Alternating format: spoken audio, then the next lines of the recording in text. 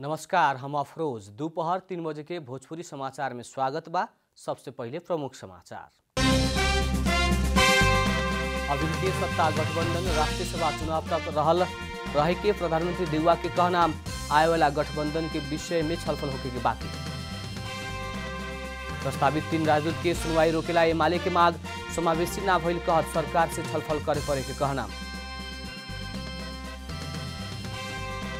नेपाली कांग्रेस के प्रदेश 2 के अधिवेशन स्थगित, जनकपुर धाम में चल रहा विवाह पंचमी महोत्सव से अधिवेशन प्रभावित। म्यांमार के नेत्री आंग सान सू की के 4 वर्ष के जेल सजाए, सेना विरुद्ध भड़काऊ गतिविधि कैल आरोप। मुंबई में भइल अंतिम टेस्ट में भारत विजय, न्यूजीलैंड 372 रन से हारल।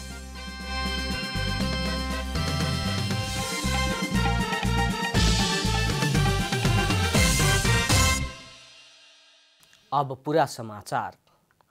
प्रधानमंत्री शेरबहादुर देउवा अभिन के सत्ता गठबंधन राष्ट्रीय सभा चुनाव तक के खातिर ही रहे के बतौले बानी। प्रधानमंत्री निवास बालुवाटार में सोमवार के सवेरे संचारकर्मी सबसे छलफल के क्रम में देउवा राष्ट्रीय सभा चुनाव के बाद गठबंधन के होखे के बारे के छलफल ना भइल बतौले बानी।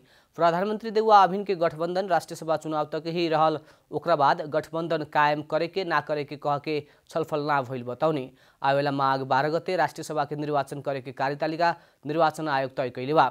ये बीच देउवा अपना फेरू एक बेर पार्टी के विधान बमोजिम सभापति बने के चाहल भी बतौले बानी। नेपाली कांग्रेस के प्रदेश समिति के नेतृत्व के खातिर भइल चुनाव में संस्थापन और संस्थापन इतर समूह बीच प्रतिस्पर्धा देखल गई बा। चुनाव भइल 6 गो प्रदेश मध्य सुदूरपश्चिम कर्णाली और बागमती प्रदेश के सभापति में शेर बहादुर देउवा समूह विजय भइल बा। गण्डकी और लुम्बिनी में संस्थापन इतर समूह विजय भइल बा। प्रदेश 1 में देउवा के समर्थन रहल कृष्ण सिटौला समूह के उद्धव थापा 2 मत से विजय भइल बाड़न। ऐसे ही लुम्बिनी प्रदेश में संस्थापन इतर समूह के अमरपूर्ण विजय भइल बाड़न। बागमती प्रदेश के सभापति में इंद्र बहादुर बानिया विजय भइल बाड़न। सुदूरपश्चिम प्रदेश सभापति में वीर बहादुर बलायर, कर्णाली में ललित जंग शाही और गण्डकी सभापति में शुक्रराज शर्मा विजय भइल बाड़न। ये बीच प्रदेश 2 के अधिवेशन स्थगित भइल बाटे। अब केंद्रीय अधिवेशन के बाद ही प्रदेश अधिवेशन करे के प्रदेश 2 के निर्वाचन संयोजक रमेश रिजाल जानकारी देने। सर्लाही जिला और महोत्तरी और बारा के एक निर्वाचन क्षेत्र से मतदाता नामावली ना आइला से अधिवेशन स्थगित भइल हा।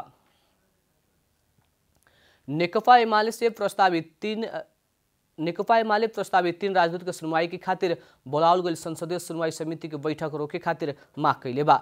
भारत, बेलायत और अमेरिका के खातिर प्रस्तावित राजदूत के सुनवाई के खातिर समिति के बैठक बोलावल गई बा।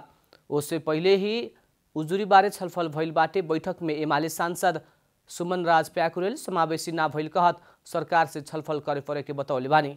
सरकार से छलफल करके ही सुनवाई के थप प्रक्रिया आगे बढ़ाव पड़े के उहाँ के कहना बा। कांग्रेस सचेतक पुष्पा भूषाल बैठक रोके के ना मिले के बतौले बारी। समावेशी काहे ना भइल कहे के विषय में महत्वपूर्ण भइला पर भी उजुरी आह्वान करके प्रक्रिया शुरू कर चुकला से प्रस्तावित राजदूत सबके सुनवाई रोके के ना मिले के उहाँ के तर्क बाटे।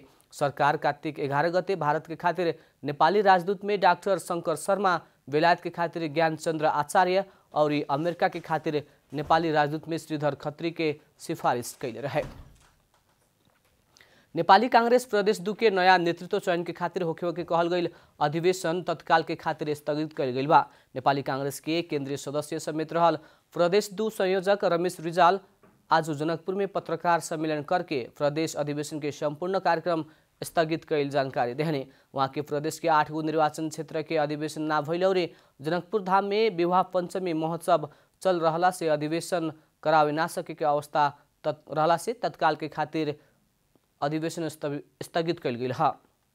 यो परिस्थिति र अर्को भोलिदेखि उहाँहरू त निर्वाचनमा गइराख्नु भएको छ। 1-2 दिनमा त्यो क्लियर होला, तर भोलिदेखि यहाँ विवाह पञ्चमीको कारणले पनि यो कार्य समितिको निर्वाचन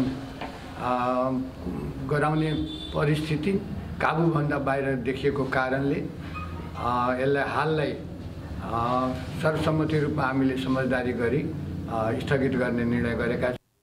सर्लाही के कोनो भी निर्वाचन क्षेत्र के अधिवेशन होखे नहीं सकल ता महोत्तरी, बारा और सप्तरी के एक गो स्थान के अधिवेशन होखे के बाकी बा।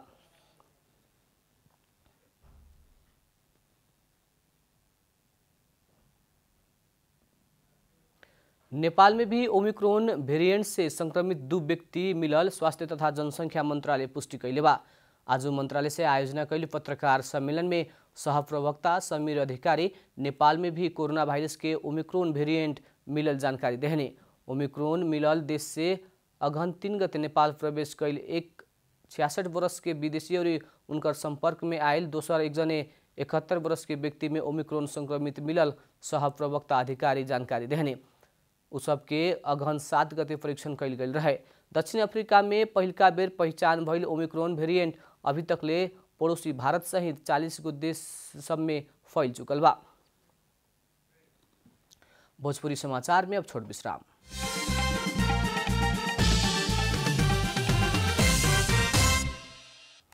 भोजपुरी समाचार में अब बाकी समाचार।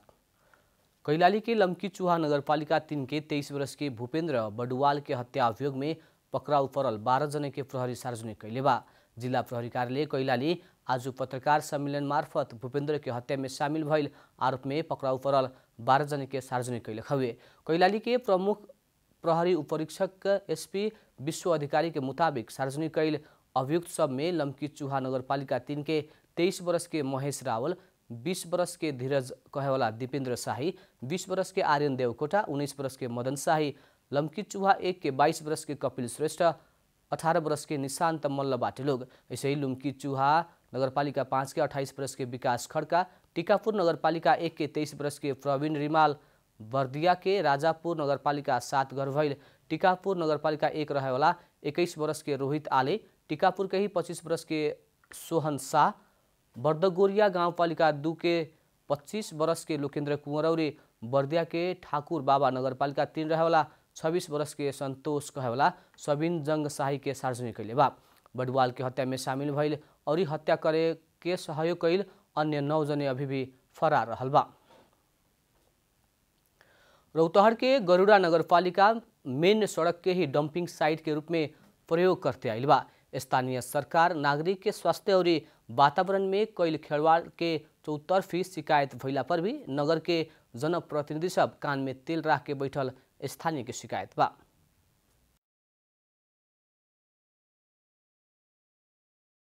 रौतहट के गरुड़ा नगरपालिका मुख्य सड़क के ही डंपिंग साइट बनौले बा। नगरपालिका नगर भीतर से ही जमा भइल फुहर के मुख्य राजमार्ग में ही जमा करके जरावेला। मानव स्वास्थ्य के प्रतिकूल असर करे वाला फुहर और ओकरा के जरावला से निकले वाला धुआं के व्यवस्था करत नगरपालिका नागरिक के जनस्वास्थ्य से खिलवाड़ कर रहल स्थानीय सबके शिकायत बा। नगरपालिका सड़े वाला ना सड़े वाला प्लास्टिक जन्य शीशा जन्य फुहर सब जमा करके जरावते आइल बा। उतने ही ना अस्पताल से निकले वाला औषधि जन्य केमिकल जन्य फुहर भी उहवे अव्यवस्थित ढंग से बिगल स्थानीय के आरोप बा।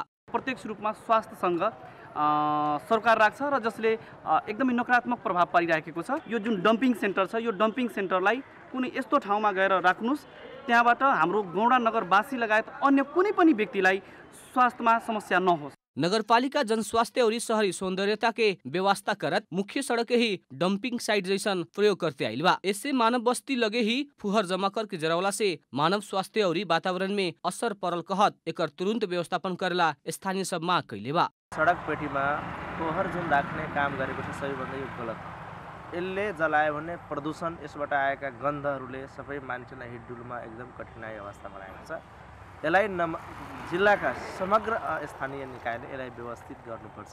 मानव बस्ती छेउ में फुहर जमा करे के और जराव के कार्य से मानव स्वास्थ्य और वातावरण दोनों के गंभीर असर पड़े के डॉक्टर लोग के कहना बा। फोहोर मैलाको कारणले प्रत्यक्ष र प्रत्यक्ष दुवै रूपमा शरीरमा हानि नोक्सानी गर्दछ।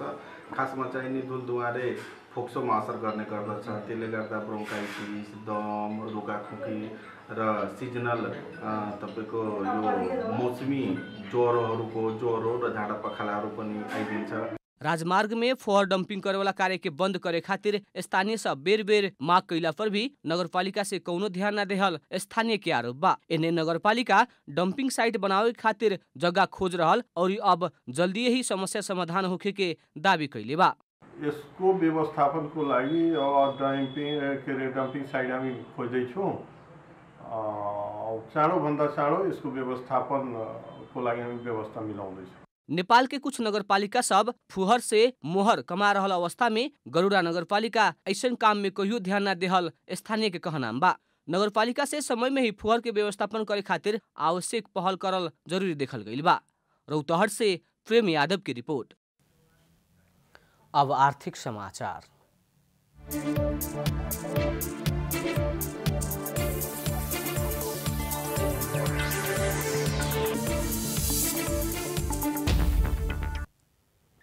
पीपुल्स हाइड्रो पावर कंपनी सर्वसाधारण के खातिर करीब 1 अरब रुपया बराबर के साधारण शेयर आईपीओ जारी करेके भइल बा। कंपनी 96 लाख किता अर्थात 96 करोड़ बराबर के आईपीओ निष्कासन करेके भइल हुए। कंपनी के प्रतिभूतिकर्ता में नागरिक लगानी कोष रहल बाटे। कंपनी के शेयर प्रतिभूतिकर्ता संबंधी समझौता कोष के कार्यकारी निर्देशक रमन नेपाल और हाइड्रो पावर के प्रबंध संचालक केशव बहादुर रायमाझी हस्ताक्षर कैले बा लोग। हाइड्रो पावर के निष्कासन तथा बिक्री प्रबंध के रूप में सानिमा कैपिटल रहल बा। भोजपुरी समाचार में अब छोट विश्राम।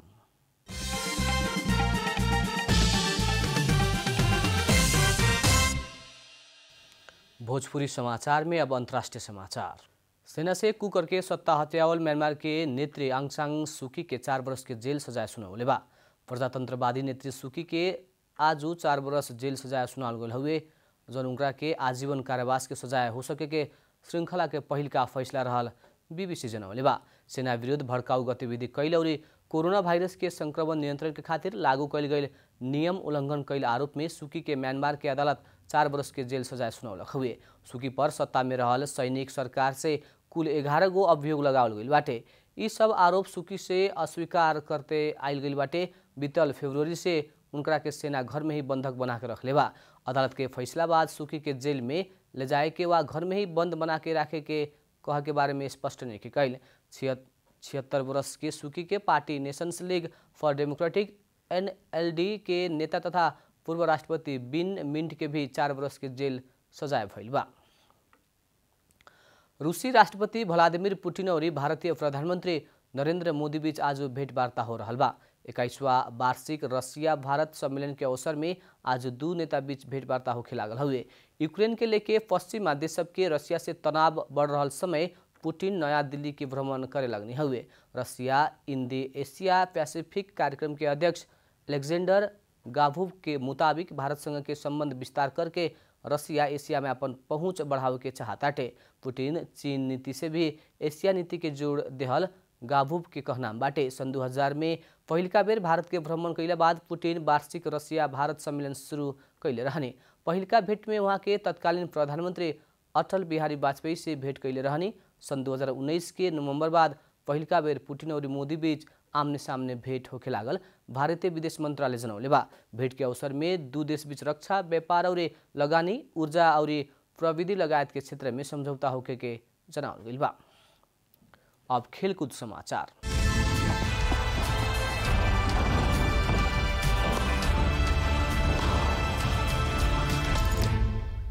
मुंबई में भइल टेस्ट श्रृंखला के दोसरका और अंतिम टेस्ट में भारत न्यूजीलैंड के 372 रन के विशाल अंतर से हरौले बाटे। भारत न्यूजीलैंड के सामने जीत के खातिर 5 से 40 रन के लक्ष्य प्रस्तुत कैले रहे, लेकिन कीवी टोली मात्र 167 रन में ऑल आउट भइल। टेस्ट क्रिकेट में रन के हिसाब से भारत के सबसे बड़का जीत भी हुए। न्यूजीलैंड के सस्ता में समेटे के खातिर रविचंद्र अश्विन और जयंत यादव 4-4 विकेट लेहलक लोग। न्यूजीलैंड के खातिर डेरल मिचेल सर्वाधिक 44 रन बनौलन, हेनरी निकोलस 44 रन बनौलन तो बिल एड 20 रन के योगदान देहलन। इससे पहले भारत पहिलका इनिंग में 325 रन बनौले रहे। जवाब में न्यूजीलैंड मात्र 62 रन में ऑल आउट भइल रहे। भारत दोसरका पारी में 7 विकेट के क्षति में 276 रन बना के पारी समाप्ति के घोषणा कैले रहे। अंत में प्रमुख समाचार फिर एक बेर। अभिन के सत्ता गठबंधन राष्ट्रीय सभा चुनाव तक ही रहल। प्रधानमंत्री देउवा के कहना बाकी के बारे आवेला गठबंधन के विषय में छलफल होके के बाकी। प्रस्तावित 3 राजदूत के सुनवाई रोकेला एमाले के मांग समावेशी ना भइल कहत सरकार से छलफल करे पड़े के कहना। नेपाली कांग्रेस प्रदेश 2 के अधिवेशन स्थगित। जनकपुर धाम में चल रहा विवाह पंचमी महोत्सव से अधिवेशन प्रभावित। म्यांमार की नेत्री आंग सान सूकी के 4 वर्ष के जेल सजाए, सेना विरुद्ध भड़काऊ गतिविधि कैल आरोप। मुंबई में भइल अंतिम टेस्ट में भारत विजयी, न्यूजीलैंड 372 रन से हारल।